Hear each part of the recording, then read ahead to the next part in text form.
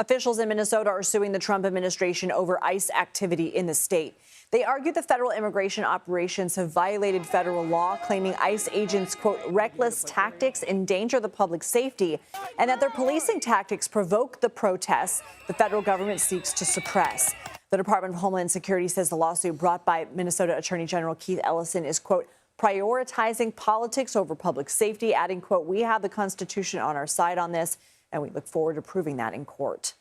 The uptick in federal officials in the state began when the Trump administration started investigating an alleged fraud scandal implicating members of the Somali American community. And now our Camilo Montoya-Galvez is reporting the Trump administration is terminating their temporary protected status program. Roughly 2,500 Somali immigrants are now at risk of deportation when they lose their legal status and work permits March 17th. The White House is urging TPS holders whose status will lapse to self-deport. The Department of Homeland Security says those who comply will be given a plane ticket, $1,000 exit bonus, and the opportunity for potential future legal immigration. As federal immigration agents publicly feud with local authorities, President Trump's border czar, Tom Homan, is once again calling for agents to be let into local jails to pursue detained targets suspected of being in the country unlawfully. Less officers in the community if we were in the jail. Bottom line, we are forced into the community because the governor of that state and the mayor support sanctuary cities, where child rapists are released back in the community. They create a huge public safety threat. So if you want less officers in the street, then let us in the jail. CBS News immigration and politics reporter Camilo Montoya-Galvez is here with me in Studio 57 with some new reporting. So, Camilo, thank you for being here. I mean, for starters, are these statements from Homan accurate? Are Democrat-led cities and states allowing federal agents into jails? Well, Lindsay, it is true that there are some Democratic-led jurisdictions across the country that do not cooperate or work with federal immigration agencies like ICE, Immigration and Customs Enforcement, and also Customs and Border Protection. That often entails local rules that prohibit and bar officials in local, state, county jails from honoring what are known as ICE detainers. These are requests by ICE for local officials in jails to hold on to non-citizen inmates before they are released, so ICE can come and pick them up and detain them pursuant to a deportation proceeding.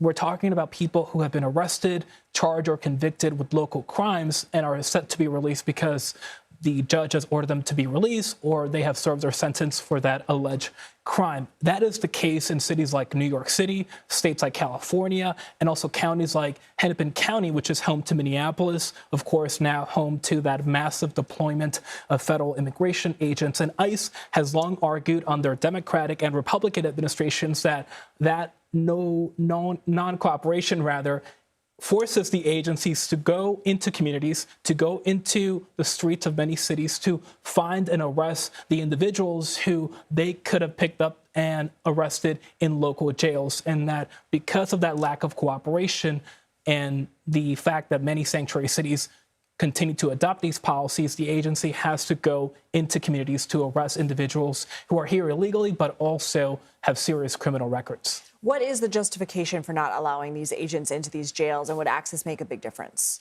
Well, the Democratic-led jurisdictions that have these so-called sanctuary policies say that they do not have the legal or constitutional authority to retain custody of non-citizens who have been ordered released by judges for the purposes of letting ICE come to their facilities to pick them up. More broadly, sanctuary jurisdictions also say that working with ICE and Border Patrol in the first place creates distrust within the immigrant communities that they serve, blurring the lines between local police departments and federal immigration agents and scaring immigrants in their communities from reporting crimes. We should know that some of these sanctuary jurisdictions have exceptions for serious offenders, so they do transfer some serious criminals to federal immigration agents.